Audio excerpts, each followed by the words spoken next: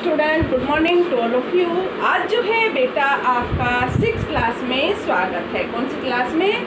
6th class में स्वागत है। और आज का जो है टॉपिक हमारा 6th क्लास में क्या है, यानी कि कारक। यानी कि मैंने आपको 2 दिन पहले से आपको कारक की डेफिनेशन यानी कि उसकी परिभाषा, कारक किसे कहते हैं, कारक कितने प्रकार के होते हैं, उनके परसर्ग और विभक्ति चिन्ह जो होते हैं, पूरी डिटेल्स आपको करवाई थी। और उसके बाद जो है मैंने आपको हिंदी ग्रामर में कारक की एक्सरसाइज भी करा दी है। तो आज यानी कि हम 10 सितंबर 10 सितंबर को 2020 को क्लास 6 में क्या करेंगे, संधि की डेजी क्लास। तो देखिएगा, संधि की डेजी क्लास, कारक की डेजी क्लास, कारक की डेजी क्लास।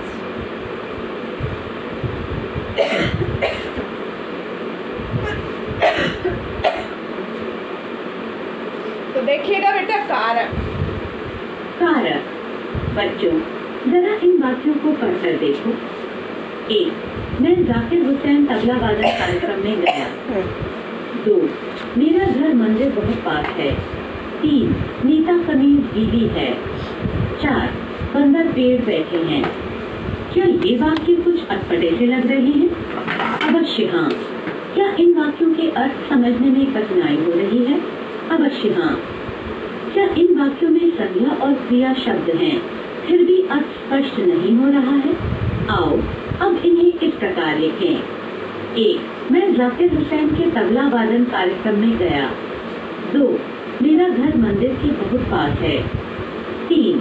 नीता की कमीज गीली है। 4. बंदर पेड़ पर बैठे हैं।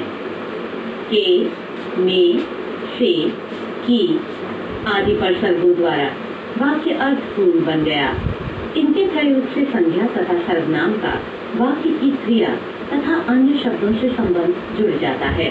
परिभाषा: संज्ञा तथा सर्वनाम शब्दों का क्रिया के साथ संबंध प्रकट करने वाले शब्दों को कारक कहा जाता है।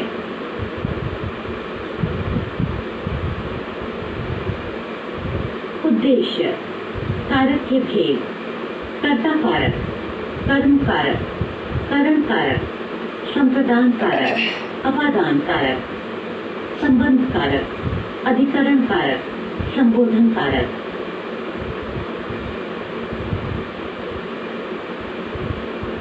कारक के भेद: कारक परसर्ग: 1. कर्ता, ने, 2. कर्म, को, 3. करण, से, के द्वारा, 4. संप्रदान, को, के लिए, 5. अपादान, से भय, तुलना, अलग होना, 6. संबंध, का, की, के, रा, री, रे, 7. अधिकरण, में, पर, 8. संबोधन, रे, हे, अरे, ओ आदि।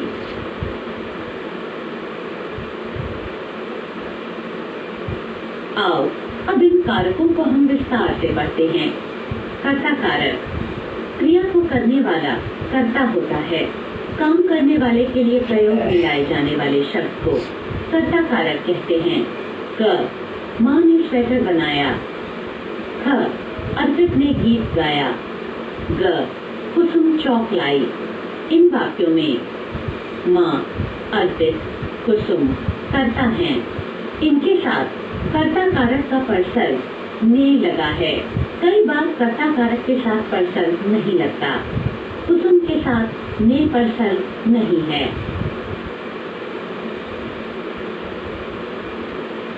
कर्म कारक: क्रिया में होने वाले कार्य का फल जिस पर पड़ता है वह कर्म कारक होता है। कर्म कारक का परसर्ग को है। क, माँ ने बेटे को प्यार से समझाया। ख, पिता ने पुत्री को बुलाया। ग, अध्यापिका ने छात्र को डांटा। इन वाक्यों में बेटा, पुत्री और छात्र कर्म कारक हैं। इनके साथ को परसर्ग लगा है।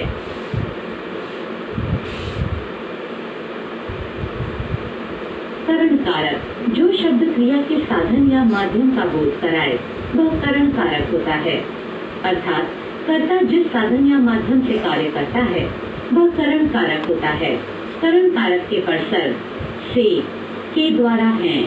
क, पूजा ने चाकू से फल काटे। ख, मैं कलम से लिखती हूँ। ग, सुनील ने पेंसिल से चित्र बनाया।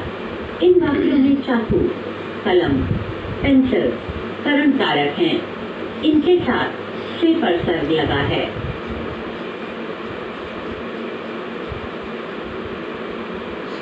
संप्रदान कारक। संप्रदान कारक कर्ता जिसके लिए कोई क्रिया करता है या जिसे कुछ दिया जाता है वह संप्रदान कारक होता है। इसके परसर्ग के लिए को हैं। क, प्रतिभा ने ममता को चॉकलेट दी। ख, सरोज रामलाल के लिए दवाई लाई। ग, माँ ने भिखारी को रोटी दी। इन वाक्यों में ममता, रामलाल, भिखारी संप्रदान कारक हैं। इनके साथ को के लिए परसर्ग लगे हैं। अपादान कारक। अपादान कारक संज्ञा या सर्वनाम के जिस रूप से अलग होने, तुलना करने, डरने या लजाने के भाव का बोध होता है वह अपादान कारक होता है। अपादान कारक का परसर्ग से अलग होना है। आओ इन उदाहरणों पर एक नजर डालें। क, किरण को छिपकली से डर लगता है। ख, बंदर पेड़ से कूदा। ग, मेरा घर मंदिर से बहुत पास है। इन वाक्यों से छिपकली, पेड़, मंदिर अपादान कारक हैं। इनके साथ से परसर्ग लगा है।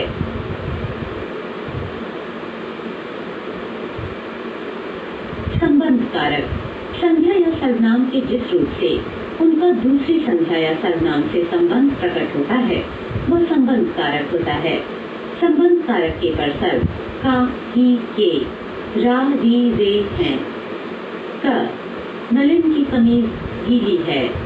ख, भीखू का रिक्शा नया है। ग, रंजना का पर्स कक्षा में रह गया।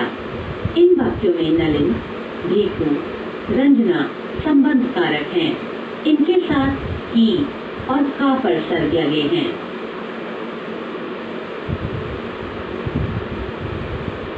अधिकरण कारक संज्ञा के जिस रूप से क्रिया के आधार, समय और स्थान आदि का पता चलता है उसे अधिकरण कारक कहते हैं।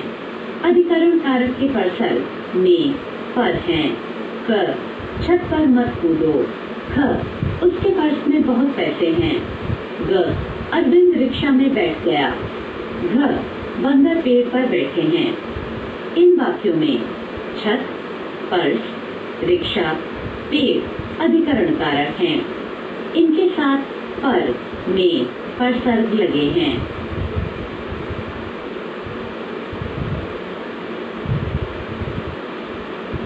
संबोधन कारक शब्द के जिस रूप से किसी को संबोधित किया जाए या पुकारा जाए उसे संबोधन कारक कहते हैं। इनसे पहले विस्मय सूचक या संबोधन सूचक परसर्ग लगते हैं। क, हे राम अब क्या होगा। ख, ऐ जवानों हमें तुम पर गर्व है। ग, अरे कांता तू कब आई। घ, अरे कमल तुमने तो कमाल कर दिया। इन वाक्यों में राम, जवानों, कांता, कमल संबोधन कारक हैं। इनके साथ हे, अरि परसर्ग लगे हैं।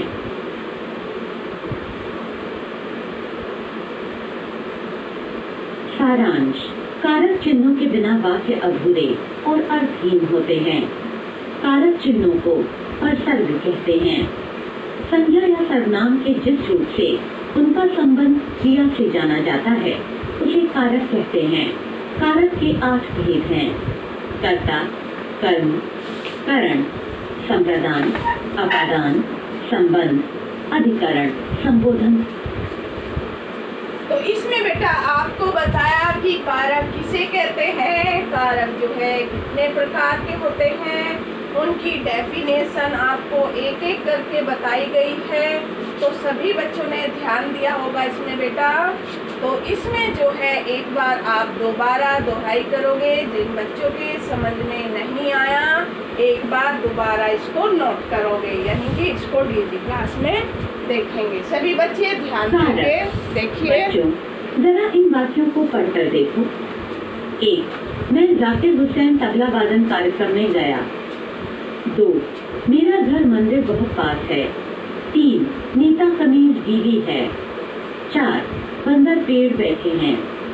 क्या ये वाक्य कुछ अटपटे से लग रही है? अवश्य हाँ। क्या इन वाक्यों के अर्थ समझने में कठिनाई हो रही है? अवश्य हाँ। क्या इन वाक्यों में संज्ञा और क्रिया शब्द हैं, फिर भी अर्थ स्पष्ट नहीं हो रहा है? आओ अब इन्हें इस प्रकार लिखें। 1. मैं जाकिर हुसैन के तबला वादन कार्यक्रम में गया। 2. मेरा घर मंदिर के बहुत पास है। 3. नीता की कमीज गीली है। 4. बंदर पेड़ पर बैठे हैं। के, में, से, की आदि पर सर्वो द्वारा वाक्य अर्थपूर्ण बन गया। इनके प्रयोग से संज्ञा तथा सर्वनाम का वाक्य की क्रिया तथा अन्य शब्दों से संबंध जुड़ जाता है।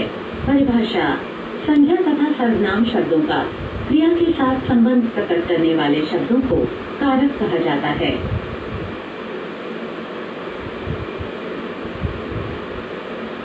उद्देश्य: कारक के भेद: कर्ता कारक, कर्म कारक, करण कारक, संप्रदान कारक, अपादान कारक, संबंध कारक, अधिकरण कारक, संबोधन कारक।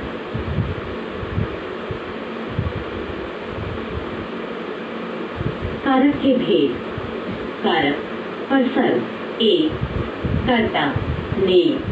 2. कर्म को। 3. करण से के द्वारा। 4. संप्रदान को के लिए। 5. अपादान से भय, तुलना, अलग होना। 6. संबंध का, की, के, रा, री, रे। 7. अधिकरण में, पर। 8. संबोधन रे, हे, अरे, ओ आदि।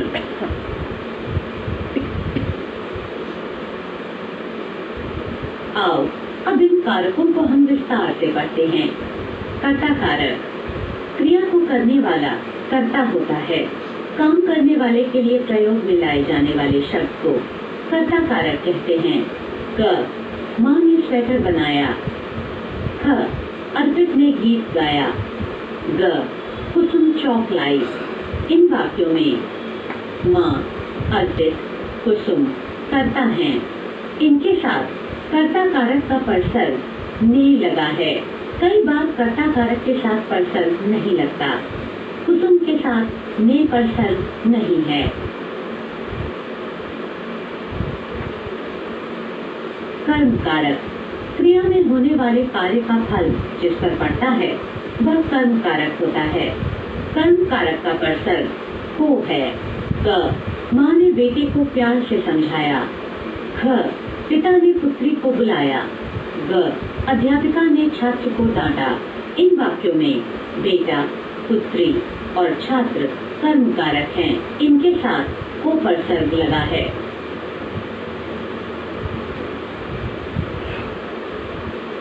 करण कारक: जो शब्द क्रिया के साधन या माध्यम का बोध कराए वह करण कारक होता है।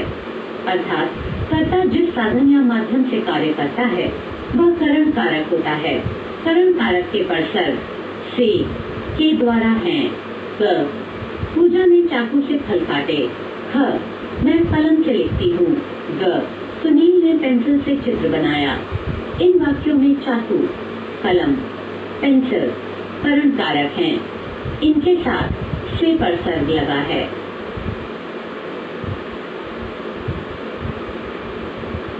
संप्रदान कारक: संप्रदान कारक कर्ता जिसके लिए कोई क्रिया करता है या जिसे कुछ दिया जाता है वह संप्रदान कारक होता है। इसके परसर्ग के लिए को हैं। क. प्रतिभा ने ममता को चॉकलेट दी। ख. सरोज रामलाल के लिए दवाई लाई। ग. माँ ने भिखारी को रोटी दी। इन वाक्यों में ममता, रामलाल, विकारी संप्रदान कारक हैं। इनके साथ को के लिए परसर्ग लगे हैं। अपादान कारक। अपादान कारक संज्ञा या सर्वनाम के जिस रूप से अलग होने, तुलना करने, डरने या लजाने के भाव का बोध होता है वह अपादान कारक होता है। अपादान कारक का परसर्ग से अलग होना है। आओ इन उदाहरणों पर एक नजर डालें। क किरण को छिपकली से डर लगता है। ख बंदर पेड़ से कूदा। ग मेरा घर मंदिर से बहुत पास है। इन वाक्यों से छिपकली, पेड़, मंदिर अपादान कारक हैं। इनके साथ से परसर्ग लगा है।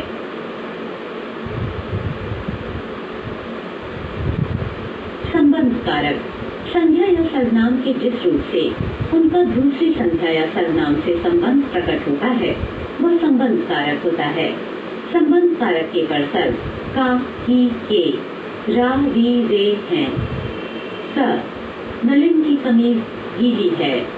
ख भीखू का रिक्शा नया है। ग रंजना का पर्स कक्षा में रह गया। इन वाक्यों में नलिन, भीखू, रंजना संबंध कारक हैं। इनके साथ की और का परसर्ग लगे हैं।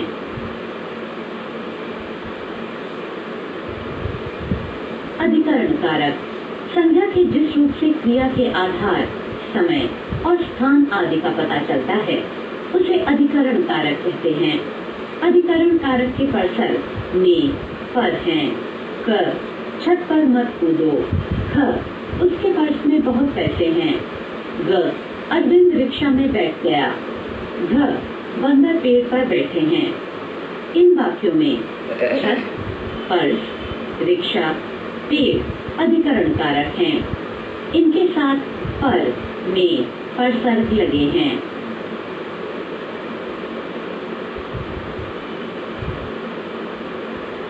संबोधन कारक शब्द के जिस रूप से किसी को संबोधित किया जाए या पुकारा जाए उसे संबोधन कारक कहते हैं। इनसे पहले विस्मय सूचक या संबोधन सूचक परसर्ग लगते हैं। क हे राम अब क्या होगा। ख ऐ जवानों हमें तुम पर गर्व है। ग अरे कांता तू कब आई। घ अरे कमल तुमने तो कमाल कर दिया। इन वाक्यों में राम, जवानों, कांता, कमल संबोधन कारक हैं। इनके साथ हे, अरि परसर्ग लगे हैं।